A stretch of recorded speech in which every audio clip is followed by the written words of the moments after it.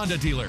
Holiday season's just like football season. You got your big games and regular games. Get it all at a great price. And the holiday season is one. Everything in one place. My Giant. This week, get Pepsi or Canada Dry 2 liters for 77 cents each. Tonight, the deadly chaos on the Vegas Strip. The mother behind the wheel accused of intentionally plowing into a crowd in Las Vegas. Now charged with murder. Her 3-year-old daughter in the back seat. And what authorities have just revealed about the mother. Also tonight, the deadly attack on American troops overseas. The suicide bomber on a motorcycle. 6 soldiers killed. The war of words tonight, Donald Trump demanding an apology from Hillary Clinton after what she said at the debate. The Clinton camp with a fiery response tonight. Trapped at the top for hours, the families, parents, and their children stuck inside the Sky Tower at SeaWorld. And the epic blunder. I have to apologize. Crowning the wrong Miss Universe, then taking the crown away. What Steve Harvey is now saying tonight. This is ABC World News Tonight with David Muir. Good evening, and it's great to have you with us here on a Monday night, and we begin with the horror that played out on the Vegas Strip. Tonight, a young mother now charged with murder after driving into the crowd with her little girl in the back seat. Authorities say the driver repeatedly rammed her car into tourists outside several popular hotels, both hands on the wheel, witnesses describing her as stoic. Amid the chaos, victims taken away on gurneys, fire trucks rushing to the scene, sirens blaring. Tonight, investigators believe this was all intentional, and ABC's Kana Whitworth is in Las Vegas for us tonight. Terror on the streets of Sin City as this silver Oldsmobile runs rampant over crowded sidewalks. At least 20 people were ran over. Police say 24-year-old Lakeisha Holloway, with her 3-year-old daughter in the back seat, intentionally slammed her car into dozens of bystanders, injuring more than 30, killing Jessica Valenzuela, a mother of 3. People were punching the window trying to get the apparently child out of the back seat. And she accelerated again and just kept mowing everyone down. It looked like she wasn't even trying to stop the car. She had both of her hands on the wheel and was looking straight forward.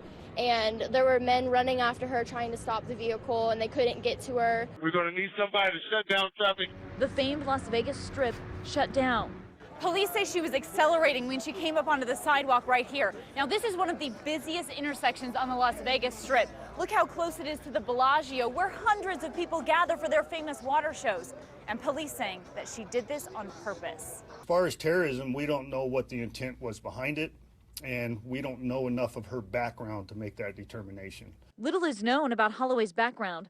Police believe she was previously living in Oregon and drove to the Las Vegas area where she had been living in her vehicle for days. Police say there was no sign of alcohol, but they do believe she was under the influence of a stimulant at the time. It all finally came to an end here at a casino a few blocks away, where police say she drove up to the valet operator and told him to call 911, that she had just hit people on Las Vegas Boulevard.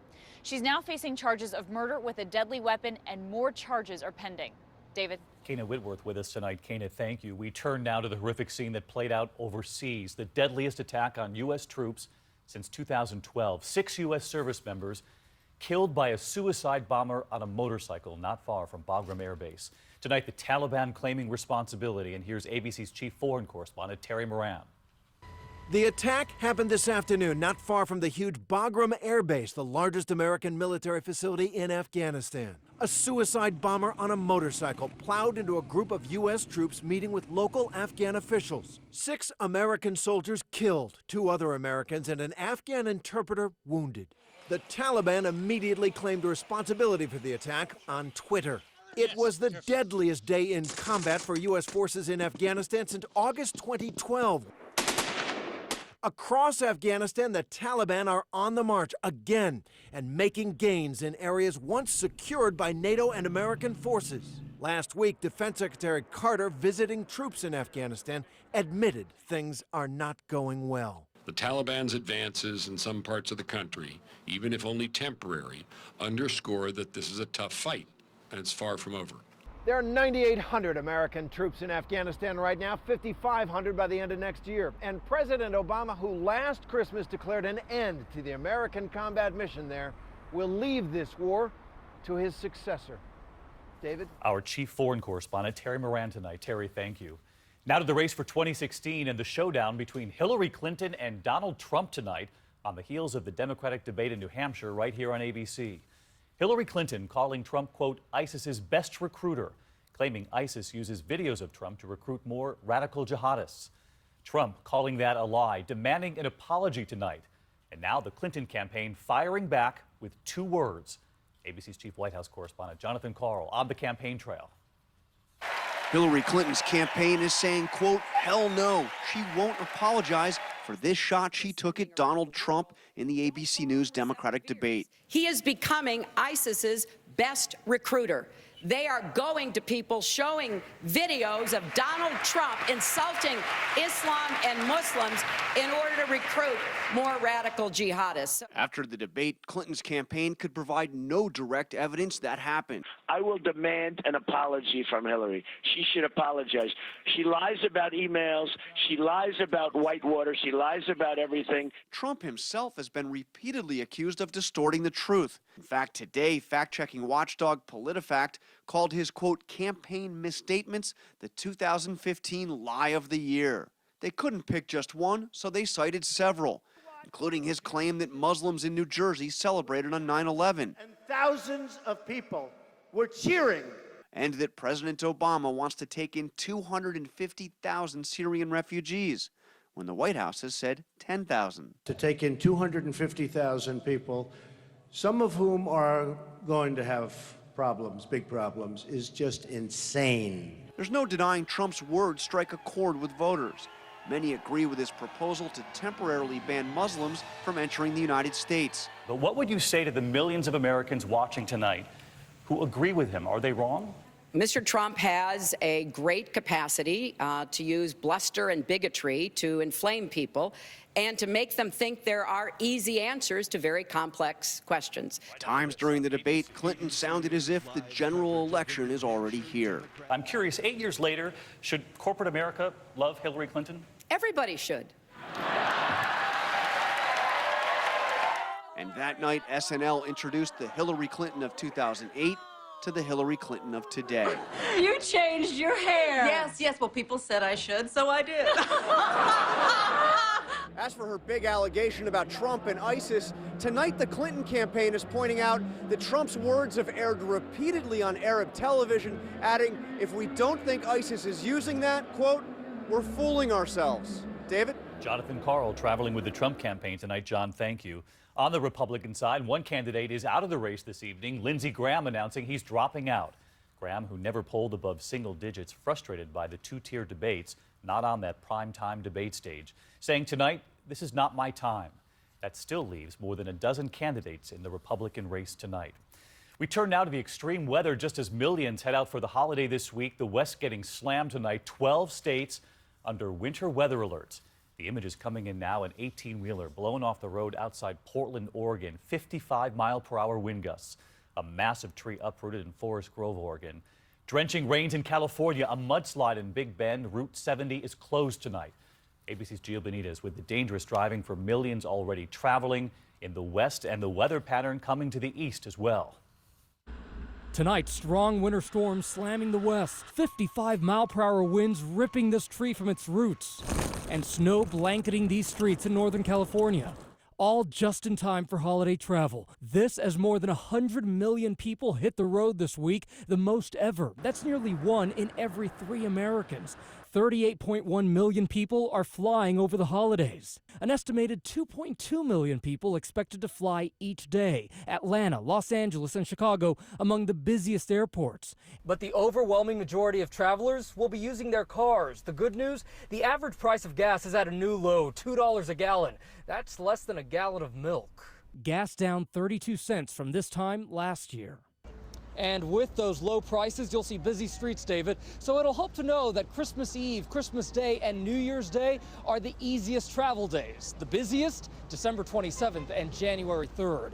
David? A lot of people driving this year, Gio. Thank you. Let's get right to meteorologist Rob Marciano. Those storms in the west tonight and then the major warmth coming to the east. Yeah, 2 stories for sure, but the storms in the west really still doing damage tonight with those winds, as you mentioned, over 50 miles an hour in the city. Big jet stream energy pouring into the west here. 1 to 3 feet of snow expected across all mountain ranges. ranges. So difficult driving there. And tomorrow also in the plains where severe weather expected across Texas. Tornadoes possible across the southeast on Wednesday as this Gulf warm air surges into the northeast. Look at these numbers.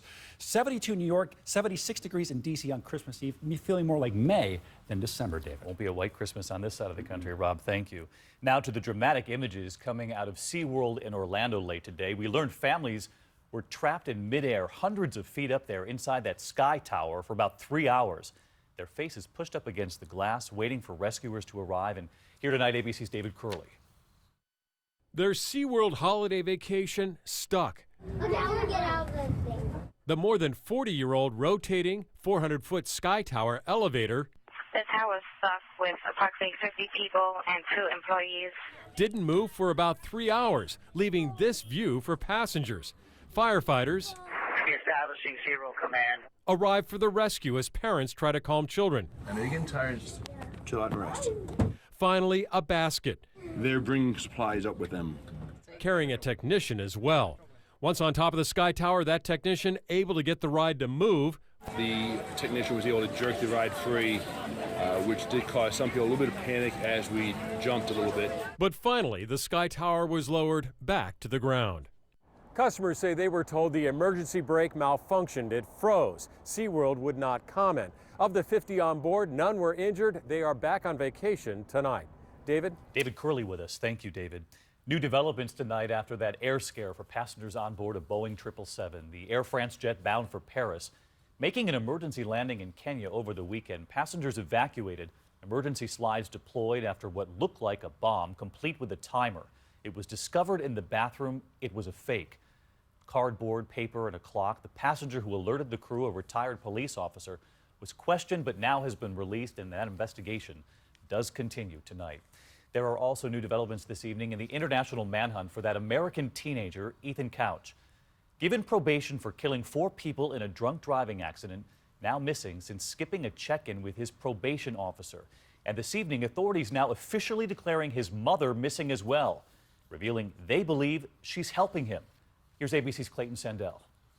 Police say Ethan Crouch is on the run tonight, possibly in this black Ford truck that belongs to his mother, Tanya. She's missing now, too. We're going to prosecute her as fully as we can if she helps him at all. Crouch is wanted for violating his probation after driving drunk in 2013, causing a crash that killed 4 people. He got no jail time after arguing he had so-called affluenza, too rich to know right from wrong. Those people who dealt with him at the accident scene and the post-accident scene saw absolutely no remorse. Earlier this month, this video surfaced on Twitter. Investigators say it appears to be Crouch at a party, possibly violating his probation. I think that was the trigger that sent him running once that video surfaced. The FBI and U.S. Marshals have now joined the hunt for Crouch and his mother, putting Ethan's face on this wanted poster. There's now a $5,000 reward. Let him get a taste of real prison and real adult justice. And David, officials here say they are receiving hundreds of tips from around the country. They are also checking credit card, phone, even passport records. But so far, no solid leads, they say, toward finding Couch or his mother. David? Clayton Sandell in Texas tonight. Clayton, thank you. Now to a bear attack. A Boy Scout leader in New Jersey dragged into a cave, mauled by a black bear, saved by 3 of his scouts, using the very skills he taught them. Here's ABC's Lindsay Janis.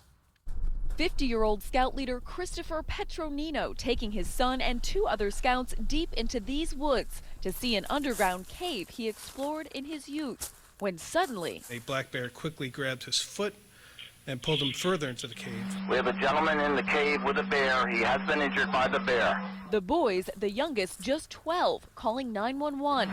He is bleeding from his neck, his arms, and his head. The scout leader's only weapon, a rock hammer. He believes he struck the bear several times. After that, he pulled his sweatshirt over his head and tried to just, remain still. The young scouts using snacks from their hike to try and lure the bear out.